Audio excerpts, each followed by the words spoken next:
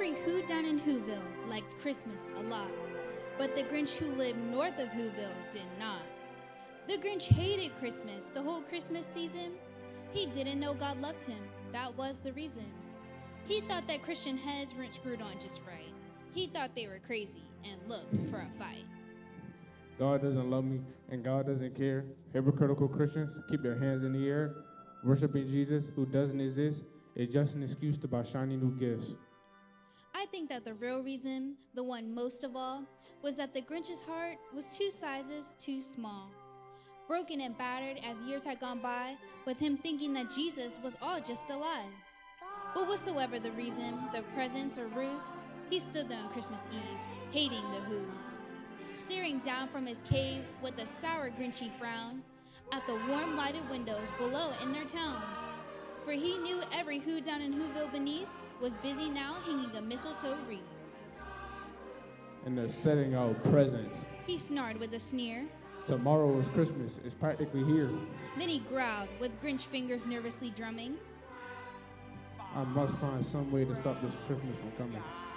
For tomorrow, he knew, all the Who girls and boys would wake up bright and early. They'd rush for their toys.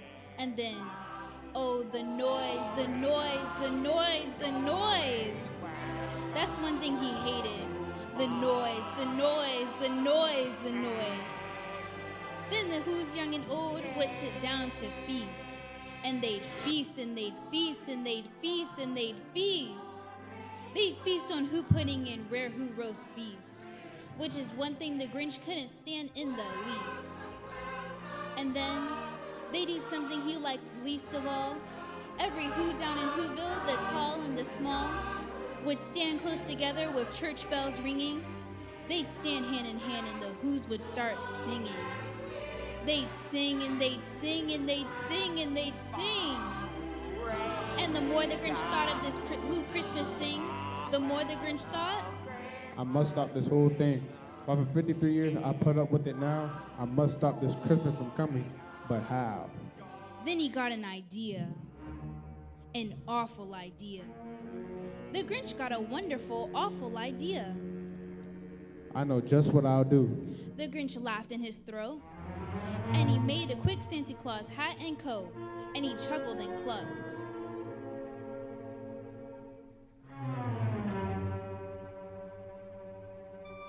What a great Grinchy shirt.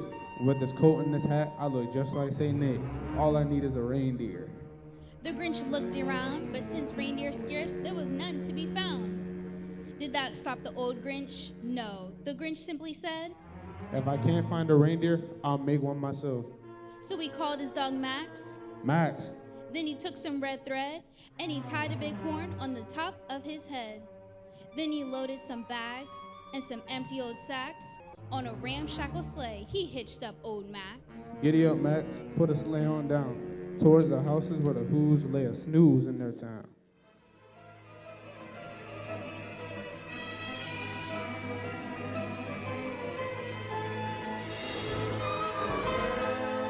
With his coat and his hat, I look just like Saint Nick. Ho, ho, ho! You're a mean one, Mr. Grinch.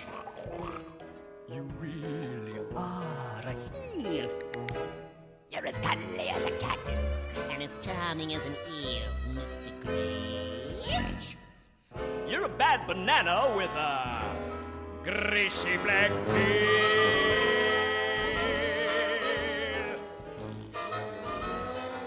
Just face the music, you're a monster, Mr. Grinch. Yes, you are. Your heart's an empty hole. Your brain is full of spiders. You got alligators all over, Mr. Grinch. Well, I wouldn't touch you with a 39 and a half foot pole.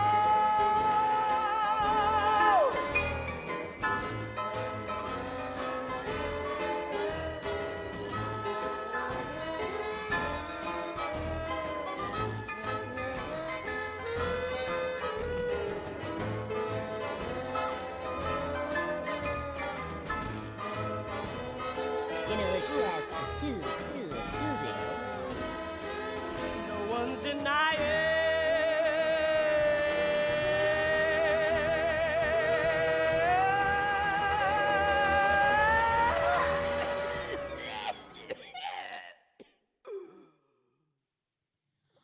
All their windows were dark, quiet snow filled the air. All the Who's were all dreaming, sweet dreams without care. When he came to the first little house on the square, This is house number 1. the old Grinchy Claus hissed, and he climbed to the roof, empty bags in his fist. Then he slid down the chimney, a rather tight pinch. But if Santa could do it, then so could the Grinch. He got stuck only once, for a moment or two. Then he stuck his head out of the fireplace flue, where the little Who stockings all hung in a row. These stockings are the first things to go. These people say that they're Christian, they say that they try, then how come they argue, steal, blaspheme, and lie? This season right here is a perfect example of just how greedy they are. Just look at this sample. Then he slid and slept with a smile most unpleasant. Around the whole room, he took every present. Pop guns and bicycles, roller skates, drums, checkerboards, tricycles, popcorns, and plums. And he stuffed them in bags. Then the Grinch very nimbly stuffed all the bags one by one up the chimney. Then he slunk to the icebox. He took the Who's feast. He took the Who pudding. He took the roast bees. He cleaned out the icebox as quick as a flash. Why, the Grinch even took the last can of Who hash.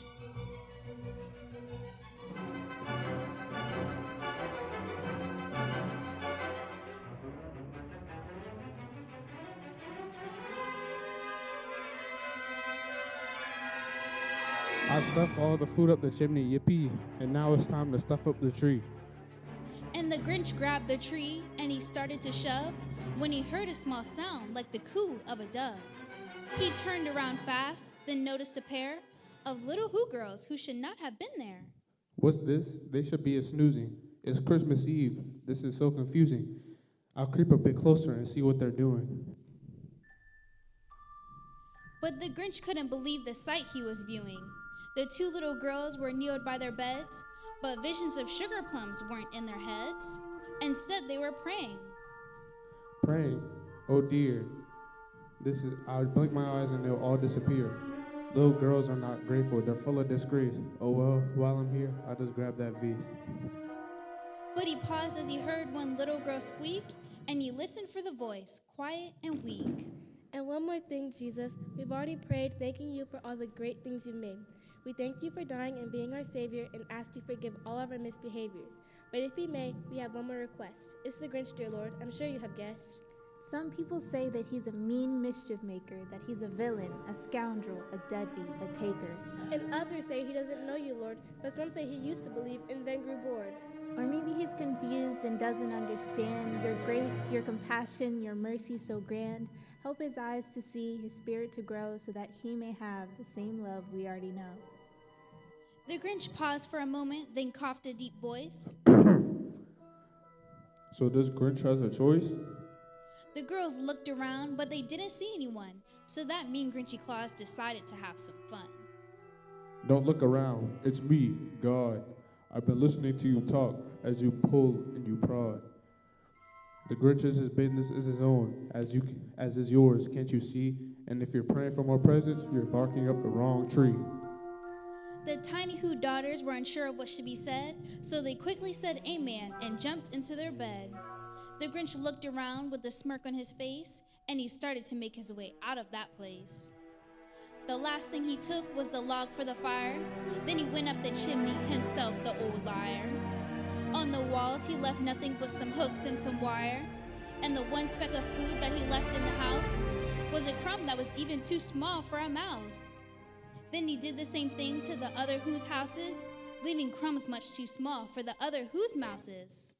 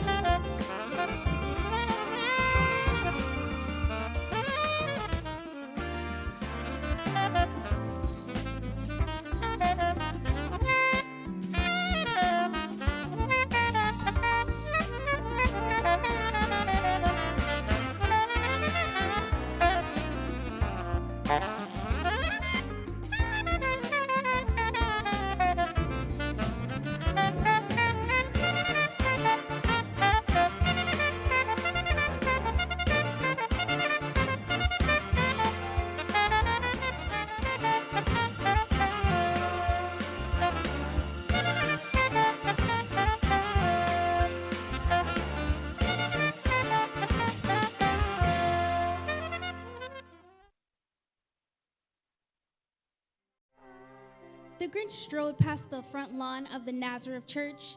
Looking for goodies, he began to search. There's nothing good here outside this old construction. He scanned the front porch and began his abduction. For the flowers and rugs, I will make space. But the nativity, what a waste. It was 15:15 dawn, all the who's still abed, all the who's still snooze when he packed up his sled. Packed it up tight with their presents, the wrappings, the ribbons, the tags, the tinsel, the trappings. 3,000 feet up the side of Mount Krupnik, he rode with his load to tiptoe to dump it. Pooh pooh to the who's. He was grinishly humming. They're finding out now that no Christmas is coming. They'll all wake up in a minute or two, then the who's will all cry boo-hoo. That is a noise that I simply say I must hear. So he paused, and the Grinch put his hand to his ear, and he did hear a sound rising over the snow. It started out low, then it started to grow. But the sound wasn't sad. Why, this sounded merry. It couldn't be so, but it was merry, very. He started down at Whoville, the Grinch popped his eyes, then he shook. What he saw was a shocking surprise. Every Who down in Whoville, the tall and the small, was singing without any presents at all. He hadn't stopped Christmas from coming. It came. Somehow or other, it came just the same. How could it be so? It came without ribbons. It came without tags. It came without packages, boxes, or bags.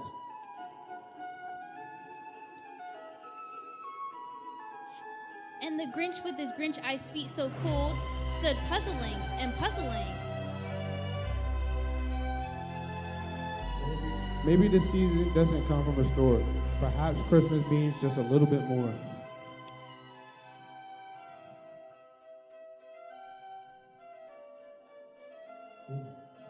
Thank you, dear God, for the gifts from above. You sent down your Son full of goodness and love, and through him you've shown us a better way of living to eventually meet you in heaven. And he paused 3 hours till his puzzler was sore. Then the Grinch thought of something he hadn't before. And then what happened? Well, in Whoville they say that the Grinch's heart grew 3 sizes that day. He bowed his head and offered a prayer. The Grinch found salvation right then and there. And the minute his heart didn't feel so quite tight, he whizzed with his load through the bright morning light. And he brought back the toys and the food for the feast, and he himself, the Grinch, carved the roast beast.